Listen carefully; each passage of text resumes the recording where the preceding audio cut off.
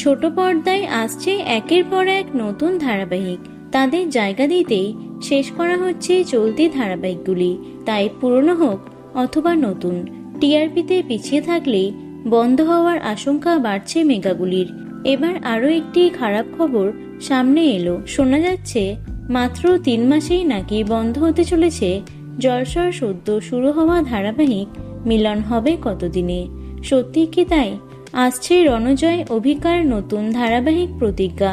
ধারাবাহিকের প্রোমো সামনে আসতেই এক্সাইটেড দর্শকরা। জল্পনা, এই ধারাবাহিককে জায়গা দিতেই নাকি মাত্র 3 মাসেই শেষ হবে এলা এবং গোড়ার পথ চলা। গাঁটছড়ার পর গৌরব সোলাঙ্কির কামব্যাকে সকলে খুশি হলেও দ্বিতীয়বার আর সেভাবে জনপ্রিয় হতে পারেনি এই জুটি। টিআরপি তালিকাতেও পিছিয়ে এটি। ধারাবাহিক শেষ হওয়ার বিষয়ে এই মেগার এক শিল্পী অলিভিয়া সরকারের সঙ্গে যোগাযোগ করা হয়েছিল আনন্দবাজার অনলাইনের তরফে। তিনি জানিয়েছেন এই রটনা সম্পূর্ণ ভিত্তিহীন এবং ভুয়ো। অলিভিয়ার কথায় আমাদের কানেও এমন কথা এসেছে, কিন্তু সবটাই ভুয়ো খবর। আসলে সামাজিক মাধ্যমে যে যা পারছে বলছে, একেবারেই এমন কিছু হচ্ছে না। কিন্তু কথাই আছে, যার রটে তার কিছুটা তো বটে। অ্যাক্রোপলিসের এই মেগা নিয়ে খুব বেশি আশার আলো দেখছে না চ্যানেল। দর্শকদের একটা বড় অংশ এলা এবং গোড়া জুটিকে ভীষণই পছন্দ করেন, তাই মাঝপথে ধারাবাহিক বন্ধ হওয়ার খবরে তারা উদ্বিগ্ন হয়ে পড়েছিল।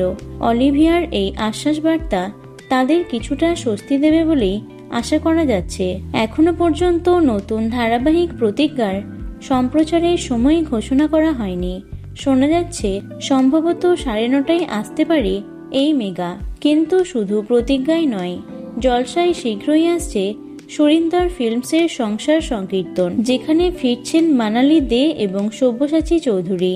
এই মেগার শুটিংও শুরু হয়ে গেছে, শীঘ্রই আসবে প্রোমো। সব মিলিয়ে টিআরপি তালিকায় জায়গা করতে না পারলে বেশি দিন হয়তো আর টিকবে না এলাগোড়ার গল্প। তো বন্ধুরা, মিলন হবে কতদিনে ধারাবাহিকটি কার কার প্রিয় অবশ্যই কমেন্টে জানিও। ভিডিওটি লাইক এবং শেয়ার করো।